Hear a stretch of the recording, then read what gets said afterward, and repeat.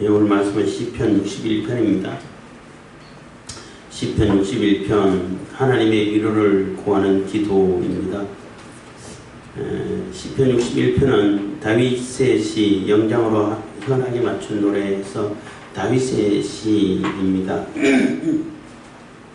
그 배경에 대해서는 적어놓지 않았지만은 그 내용으로 볼 때에 아마 압살롬 반역이 일어나서 마하나임으로 쫓겨나서 거기서 하나님께 간절히 기도하는 시가 그때 지은 시가 아닐까 이렇게 추정을 하고 있습니다. 다윗의 일생 중에서 가장 마음이 눌리고 너무나 통탄스럽고 절망에 가까운 경험을 한 때는 아마 압살롬 반역 때일 거라고 볼 수 있어요. 사울에게 쫓길 때도 마음, 심령으로 이렇게 절망에 빠지고 또 마음이 눌린다는 표현까지 쓸 정도는 아니었다라고 볼 수 있어요. 근데 압살롬 반역은 너무나 이렇게 다윗에게 있어서는 충격이고 많은 생각을 하게 만들어주고, 그래서 시편에서도 압살롬 반역을 배경으로 하는 시가 가장 많은 것으로 우리가 볼 수 있는데 자신의 죄가 먼저 생각났을 거고, 또 자기가 가장 아끼고 언젠가 말씀드렸습니다마는 압살롬이 반역을 안 했으면 아마 왕위를 압살롬에게 물려줬을 거예요. 그만큼 아끼고 또 기대가 컸던 그 아들이 다른 사람도 아니고 자기 친아들이 자기를 죽이겠다고, 자기가 또 가장 아끼던 그 신하 아히도벨하고 공부를 해가지고 반역을 한다는 그 자체가 너무나 이렇게 그 다윗 입장에서는 너무나 큰 충격이에요.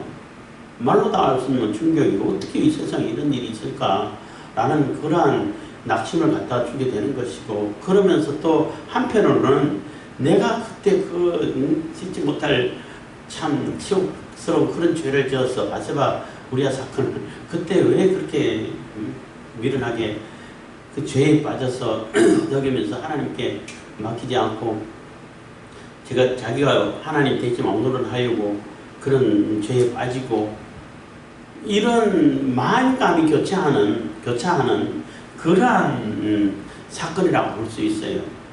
물론 성경을 읽다 보면은 다윗이 그 바세바 사건 이후 나단이 와가지고 지적해서 회개는 열심히 했지만은 그 이후로 뭔가 이렇게 자기 스스로를 용납을 못해서 그런지 그런 성격은 그런 게 있거든요. 자기 스스로를 이렇게 인정을 못하고 용납을 못해가지고 이 현실에서 정상적인 생활을 잘 하지 못하는 그런 경우들이 있어요. 그래서 정상적인 왕으로서의 직무를 다하지 못하고, 또 그전에는 아주 이렇게 명철하게 통찰력 있게 판결하던 것도 막 흐지부지 해버리고, 왕의 직무도 그냥 직무 유기할 정도로 이런 시절을 보낸 것 같아요. 그러니까 압살롬이 반역을 하고 국민들을 이렇게 얘기하니까 속아 넘어가잖아. 오, 진짜 그래, 이렇게 되잖아요. 그리고 하나님께 기도하고 하나님 찾는 이런 모습이 잘 안 보여요.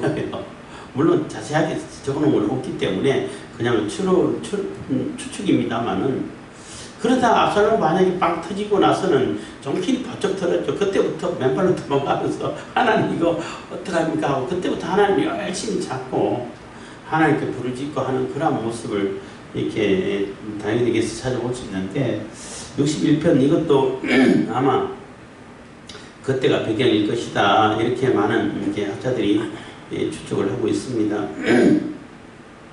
61편 1절입니다. 하나님이여 나의 부르짖음을 들으시며 내 기도에 유의하소서. 그래서 하나님이여 나의 부르짖음을 들으시며, 그래서 지금 간절히 부르짖고 있다는 거예요. 조용조용 기도할 상황이 못 된다는 거죠.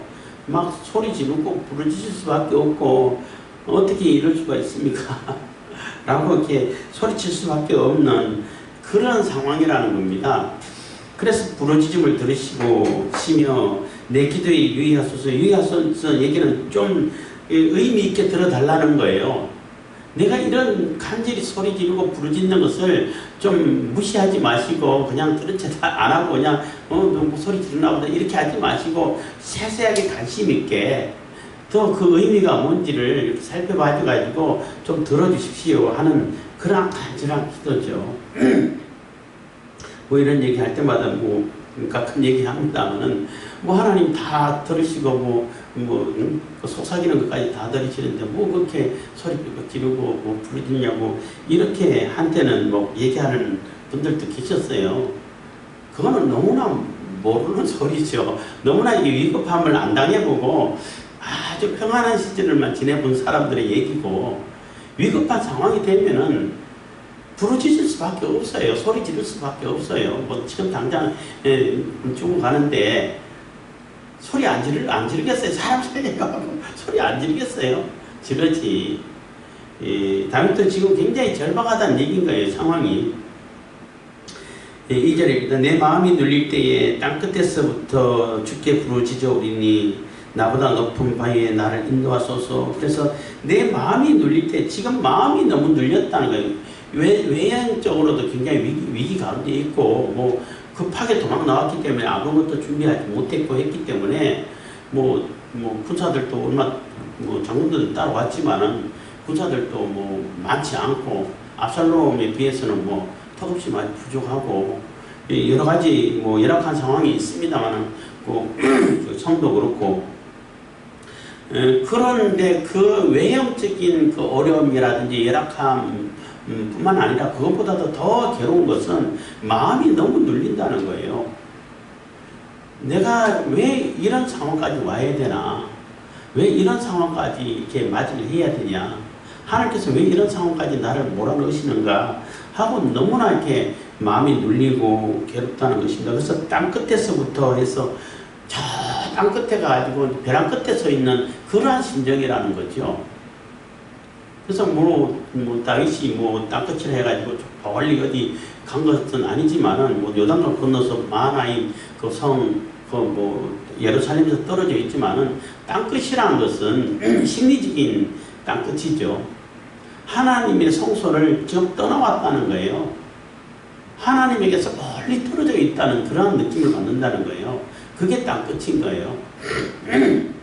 하나님하고 가까이 있고 하나님 성소에 내가 늘 갈 수 있고 하나님 늘 예배 드릴 수 있고 언제든지 하나님 불러서 하나님 은혜를 입을 수 있고, 그건 다 끝이 아니죠. 그거는 하나님과 함께 지내는 것이고 하나님과 함께 하시는 것이고, 하나님께서 나를 버리셨나 보다. 하나님 이제 나를 돌아보지 않으시나 보다. 내가 이제 아무도 기억하지 못하고 잊혀진 존재인가 보다. 이렇게 생각될 때 그게 땅끝이 되는 거죠. 내가 하나님에게서 멀리 떨어져 있다라고 느낄 때, 실질적으로는 떨어져 있지는 않죠. 하나님 항상 보고 계시지만은 내 스스로 느낄 때에 내가 하나님 성소에서 멀리 떨어졌고, 실질적으로 좀 예루살렘에 있는 성소에서 마하나임과 멀리 떨어졌잖아요. 떨어지기는 했지만은, 그렇지만 심리적으로 하나님께로부터 내가 멀리 떨어져 있구나 라는 그러한 느낌을 받을 때 그게 땅끝이라는 거예요. 벼랑 끝이라는 거죠. 벼랑 끝 얘기하니까 제가 과거에 경험했던 것을 생각나는데, 벼랑 끝에 세워놓고 너는 가만히 있어. 가만히 있어. 내가 하나님 됨을 알지어다. 가만히 있어. 내가 하나님 됨을 알지어다. 그 말씀을 주실 때, 나는 이제 가만히 있으면 되구나, 편하구나, 이렇게 사람들이 생각하기 쉬운데 그게 아니더라는 거죠. 제 경험을 볼 때는 벼랑 끝에 세워놓고 할 수 있는 것도 아무것도 없게 만들어놔. 근데 우리 인간으로 할 수 있는 일을 아무것도 없이 만들어놔. 그러고 가만히 있으라고 그래요. 그거 얼마나 무서운 얘기예요. 굉장히 무서운 얘기더라고. 물론 이스라엘 백성들이 출애굽해가지고 홍해 앞에 서가지고 그 이스라엘 백성들이 할 수 있는 일이 뭐가 있어요? 아무것도 없어요. 뒤에는 외국 군대가 쫓아오고 다 이게 바다를 둘러싸여서 도망갈 데도 없고, 그때 가만히 서서 하나님께서 여호와께서 하신 일을 보라고 말씀하신 그 말씀을 주시기도 했습니다만은, 아무것도 할 수 없는, 인간의 그 어떤 방법으로는 도저히 해결할 수 없는 그런 지경을 만들어 놓고 가만히 있어. 내가 하나님께서 하시는 일을 보게 될 거야 하는 얘기가, 참 무서운 얘기가 되는 겁니다. 그래서 이 다윗도 지금 그런 심정이라는 거예요. 땅 끝에 서가지고 다윗 스스로는 뭔가 할 수 있는 것이 아무것도 없는 벼랑 끝에 서 있는 그러한 상황에서 주님께 부르짖는다는 겁니다. 주께 부르짖으오리니 나보다 높은 바위에 나를 넣으소서. 그래서 나보다 높은 바위라는 얘기는 내 스스로는 올라갈 수가 없잖아요. 나보다 높기 때문에 누군가 올려주든지 넣어줘야 되잖아요. 그 하나님의 보호, 바위는 주로 이제 안식처, 보호처, 피난처를 이렇게 상징을 하는데, 나보다 높은 바위, 하나님의 보호하심, 하나님의 피난처, 그곳에 나를 데려다 주십시오. 그러면 제일 안전하잖아요. 누가 하나님을 이렇게 보면서 하나님을 이렇게 뚫고 들어와서 이렇게 해칠 수 있겠어요? 없잖아요. 그런 존재가 없어요. 그렇기 때문에 가장 안전한 피난처가 하나님이십니다 하는 이 고백도 되고, 그 피난처에 나를 올려 보내주십시오. 나를 이렇게 나를 인도해 주십시오. 그래서 안전하게 해 주십시오. 그 얘기는 지금 불안하다는 얘기잖아. 마하나임이라는 그 성에 있지만은 그 성은 조그만 성이고 군사들이 언제 와가지고 둘러쌀 수도 있고, 그러면 뭐 점령당하기 점령하는 건 별로 어렵지 않고 이런 상황일 텐데, 하나님이 보호하시면은 그거는 결코 작은 성이 아니게 된다는 거죠. 그래서 하나님의 보호처, 나보다 높은 바위에 나를 인도해 주십시오 하고 기도하는 것입니다. 3절, 주는 나의 피난처시요 원수를 피하는 견고한 망대심이니이다. 그래서 이게 나보다 높은 바위가 바로 주는 나의 피난처시라는 얘기를 한 번 더 얘기하는 거죠. 주는 나의 피난처시요 원수를 피하는 견고한 망대의 시민이다. 그래서 하나님께 피해 있으면 아무도 범할 자가 없다는 겁니다. 그곳에 나를 좀 피하게 해주십시오. 인도해 주십시오 하고 기도를 하는 겁니다. 4절, 내가 영원히 주의 장막에 거하며 내가 주의 날개 밑에 피하리다. 내가 영원히 주의 장막에 거하며 이제는 주님을 떠나지 않겠습니다. 주님의 장막에 영원히 거하겠습니다. 내가 주의 날개 밑에 피하리다. 주의 날개 밑이라는 얘기는 그 병아리 들던 엄마 닭, 어미 닭 품 안에 있는 게 가장 안전하잖아요.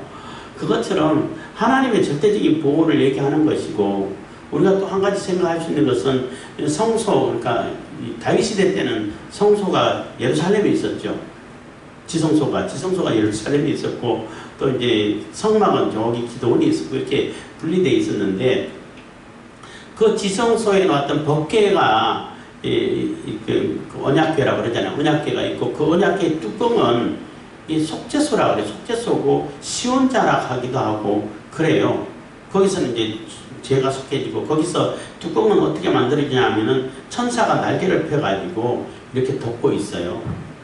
그래서 법궤는 시띠나무, 아카시아 나무로 만들지만은 이게 뚜껑은 특별하게 감람나무로 만들으라고 했어요. 그래서 감람나무로 만들어진 것인데, 어쨌든 하나님의 은혜가 임하는 곳, 시온자, 내 죄가 속해지는 곳, 속죄소 같은 곳이에요. 그곳에 나를 데려다 달라는 거예요. 그것이 가장 안전하고 가장 큰 은혜를 입는 것이고, 그것에 피하고 싶다 하는 얘기가 되는 겁니다. 그래서 하나님의 절대 보호하시고 절대 그 안전한 그곳이 하나님의 날개 밑인데, 그 바로 이제 우리가 생각할 수 있는 것은 그 법궤 속죄소, 그 천사들 날개 펴고 있는 그 밑에 곡이라고 이렇게 생각할 수 있는 것입니다. 셀라는 이제 분위기가 바뀐다는 얘기예요. 내용적인 분위기도 좀 바뀌고, 이렇게 음악 연주할 때 분위기를 바꿔서 연주하라는 그런 의미인 것입니다. 그래서 4절까지는 하나님께 간절히 기도를 하는 거죠.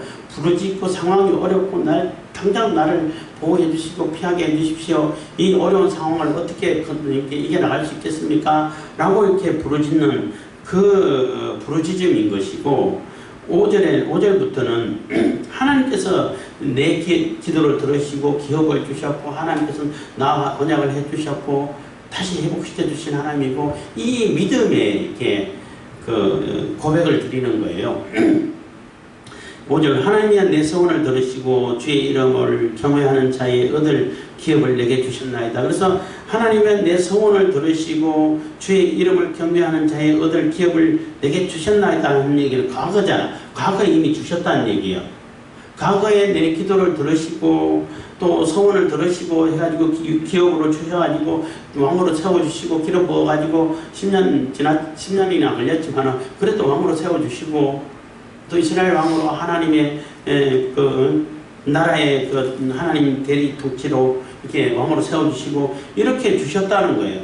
그거 주셨고 주께서 왕으로 장수케 하사 그 나이 여러 대에 미치게 하시리다. 그래서 그랬기 때문에 그 유혹을 하나님께서 여기서 딱 끊어버리고 이제 없어. 딴 사람 줄 거야. 이렇게 하지 않고 이 여러 대에 이어주신다고 언약을 해주셨다는 거죠. 다윗의 언약이죠. 그렇기 때문에 주께서 왕으로 장수케 하사 오래 살게 하시고 여기서 끊지 마시고 그 나이 여러 대에 미치게 하소서. 그래서 여러 대에 계속 왕조가 이어갈 수 있도록 이렇게 해주십시오. 그렇게 하실 것입니다. 하고 이렇게 그 언약의 말씀을 믿고 있는 거죠. 그래서 지금은 왕의 자리에서 쫓겨나가지고 지금 뭐 생사도 잘 알 수 없는 위급한 상황에 놓였지만은 하나님의 언약을 기억할 때 하나님께서 내게 기름 부어주셨고 그 말씀대로 언약대로 왕으로 세워주셨고 요 기업을 주셨고 했기 때문에 그 기업을 계속 이어갈 수 있게 해주신다는 거예요. 그 믿음을 가지고 볼 때는 하나님께서 이 왕위를 다시 왕자를 다시 회복시켜 주시겠다라는 그러한 믿음을 가질 수 있게 됐다는 겁니다. 7절입니다. 저가 영원히 여기 저는 다윗을 얘기하는 것입니다. 왕도 6절에 있는 왕으로 할 때 그 왕도 다윗을 얘기하는 것이고 저가 영원히 하나님 앞에 거하리니 인자와 진리를 예비하사 저를 보호하소서. 그래서 영원히 하나님 앞에 거하고 하나님 말씀대로 살고 이제는 하나님의 말씀에 벗어나지 않고 하나님의 뜻을 따라서 이제 정신 차리고 제대로 살겠습니다 하는 얘기가 되는 거죠. 그래서 인자와 진리를 인자는 헤세드라 해가지고 하나님의 무한하신 그 절대적인 사랑을 얘기하는 것이고 하나님께서